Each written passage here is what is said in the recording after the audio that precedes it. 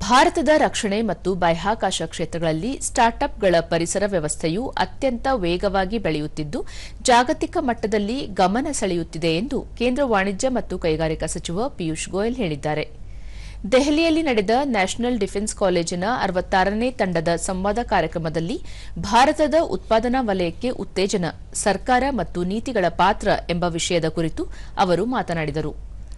ದೇಶದ ಸಣ್ಣ, ಅತಿಸಣ್ಣ ಮತ್ತು ಮಧ್ಯಮ ಗಾತ್ರದ ಉದ್ಯಮಗಳು ಅಭಿವೃದ್ಧಿಗೆ ಮಹತ್ವದ ಕೊಡುಗೆಗಳನ್ನು ನೀಡಿವೆ. ಭಾರತೀಯ ನಾವೀನ್ಯತೆಗಳನ್ನು ಜಾಗತಿಕ ಪೂರೈಕೆ ಸರಪಳಿಯೊಂದಿಗೆ ಜೋಡಿಸುವಲ್ಲಿ ಈ ಉದ್ಯಮಗಳು ಪ್ರಮುಖ ಪಾತ್ರ ವಹಿಸುತ್ತಿವೆ ಎಂದು ಅಭಿಪ್ರಾಯಪಟ್ಟರು.